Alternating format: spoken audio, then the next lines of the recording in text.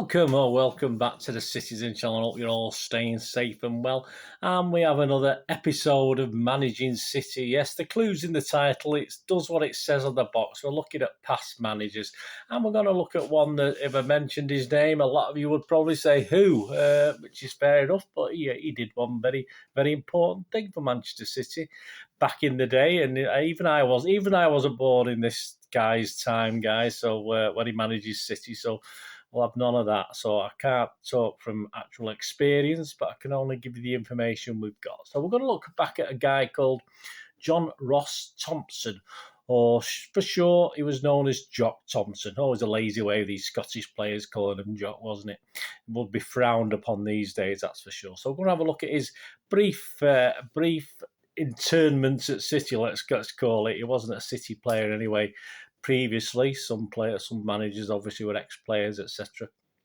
So he spent probably just under 3 years at City. We're going to have a look at Jock Thompson today. Please, if you're new to the channel, you're not subscribed, please push that subscribe button. Tell your friends about this channel. Do all things City past, present and forever, of course.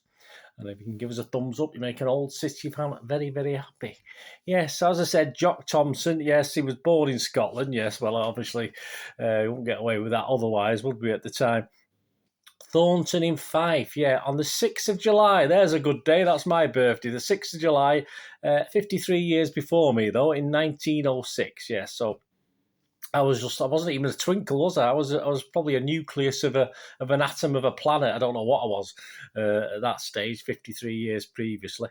His playing career, yeah, he was a wing half. He played at number 6. I think he was a left wing half. Obviously, that was always number 6 as opposed to number 4, which was the guy on the right. And he had a career with Thornton Rangers, a non-league team, before moving to Dundee. He played 4 years for Dundee, made about 125 appearances. Then he moved south. A lot of good Scots players moved south even in those days. In 1929, moved south of the border to Everton. And despite relegation in his first season, not very good, he obviously went back up with Everton, won a second division title and a first division title medal as well. So excellent. And he also, that was 1932. He also backed that up in 1933, much to the disdain of City, by winning the 1933 FA Cup final, Everton 3, Manchester City 0. So he was even the team that beat us. A bit of comeuppance for him because later at his time in Everton, his appearances start to sort of dip a little bit because he was displaced by the team by a certain other player called Joe Mercer. So there you go. We got our own back, didn't we, in the team? And obviously he retired from playing in 1939, having made 299 appearances for Everton, scoring 5 goals. But your wing halves weren't there to score goals in those days. He made his one and only full international appearance for Scotland in 1932 in a 5-2 defeat. Yes, in a home international. Remember, those guys of a certain age will know what a home international was. Defeat against Wales. Also made one appearance for the Scottish League 11. And yes, in November 1947, he became manager of Manchester City, replacing Sam Cowan. That was a funny one. That was an ex-player who the fans loved, but he never really took charge. He actually had a physiotherapy business in Brighton. He was actually commuting from Brighton up to Manchester, and obviously at times he didn't turn up for certain things because obviously it was so difficult, as you can imagine, from Brighton to Manchester. He certainly wasn't doing it every day. He was staying over, but there were certain things where his other business was taking priority, his family was taking priority, so it was never really gonna work, and obviously it proved his undoing. So he took over from that gentleman. On the 15th of November 1947, the matchday programme, I don't have a copy of that one, guys. If you've got one, send it to me. Announced that the search for a manager was over. Yes, 15th of November. The statement was a little bit theatrical. Listen, don't forget, this is 1947. Just the war's only been gone a couple of years, of course. And the statement made in the actual magazine, Match Magazine or programme, was a secret closely guarded as any budget or atom bomb has at long last been revealed by the news that Jock Thompson has been appointed City manager. Yeah, so a little bit over the top. We went in for drama in those days, didn't we? That's for sure. Yeah, it was going to be a tough task for him anyway, taking over from the popular Sam Cowan. Of course, United were doing great things at the time. They were playing at Main Road, of course, at that stage. winning lots of new fans, nicking all our fans because they had the better team at the time. So he had a bit of a hard task ahead of him, taking over from Cowan, the fans' favourite. And obviously, even though he was only there briefly, it's still a hard task to do.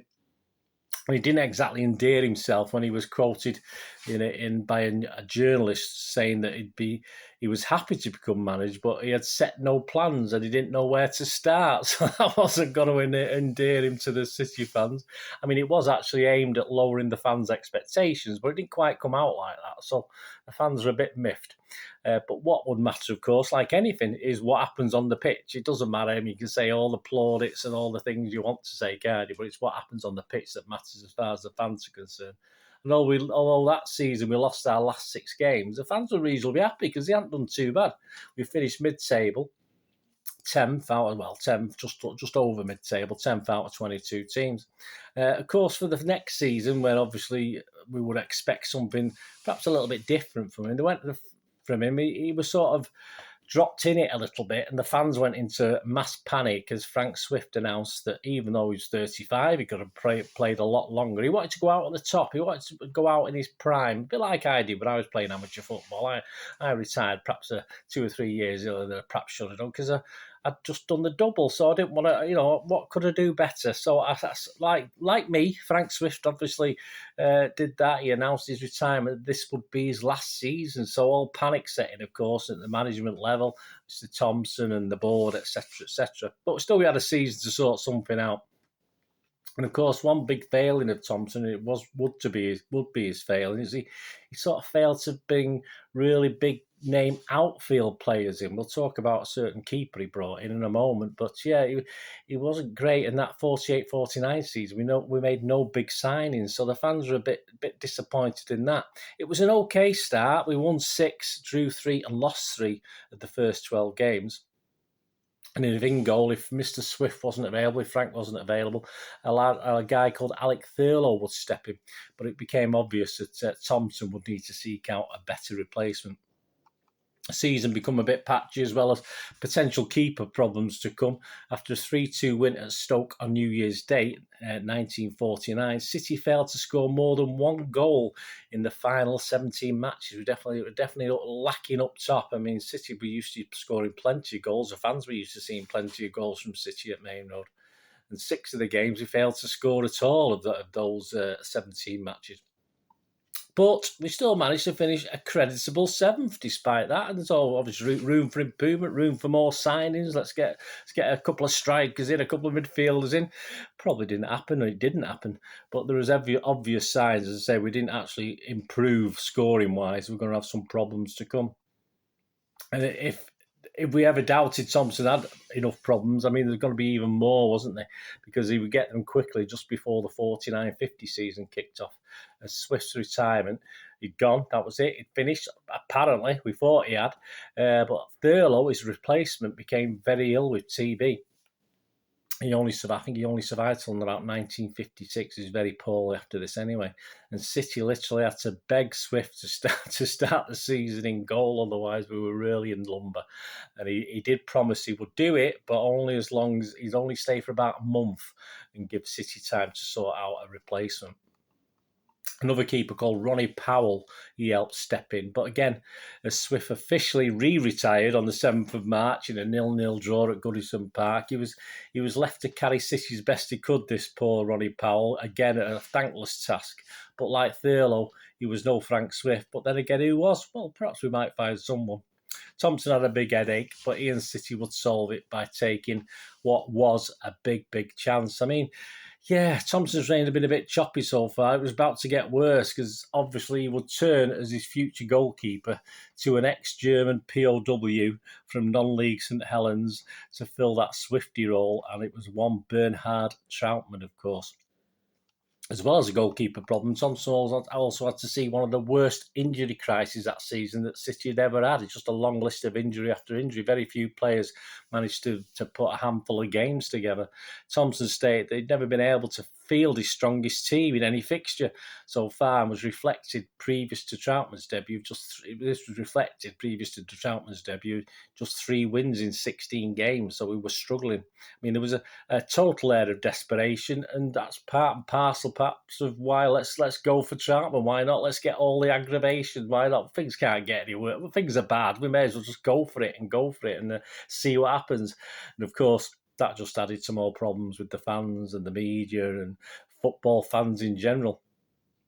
But also, we add to that, Thompson also failed his quest to get quality outfield players. I say we had that problem at the end of the last season, scoring goals. He'd wanted Don Revie. He wasn't a goal scorer as such, but a cracking player.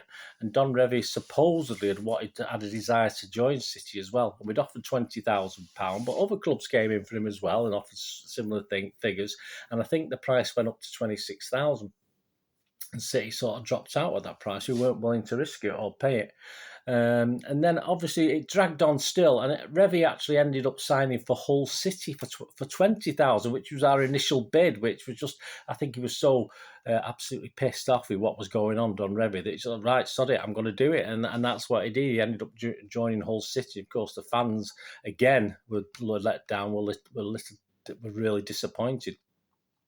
On the pitch, of course, Troutman, despite the early problems, as we talked about, eased Thompson's worries as he gradually won over the City fans, first of all, and of course, fans throughout football, even down in London. The famous game at Fulham where he was being called and slagged off before the game. By the end of the game, they were clapping him off. They were sort of so enamoured with him, such a great character and such a great guy.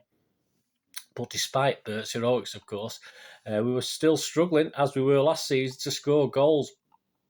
And the fault clearly lay at Thompson's door, his inability to fill some gaps on the outfield. Yes, he had the injuries, of course he did, but he just hadn't brought in anyone who could improve our goal scoring. Ironically, City had actually bought a centre forward the previous pre-season, a guy called Archie Aikman from Falkirk. But 2 weeks before the season started, he was involved in a car crash and he had a really bad chest injury, and he would never ever make his debut for City. So it wasn't perhaps for the want of trying, but it just didn't happen.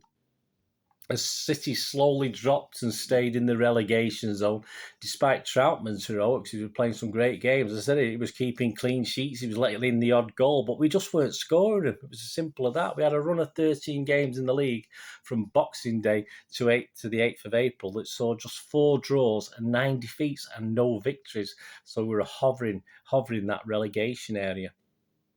But the board had had enough. The probably fans had had enough as well, because two-thirds through this run, Thompson had gone.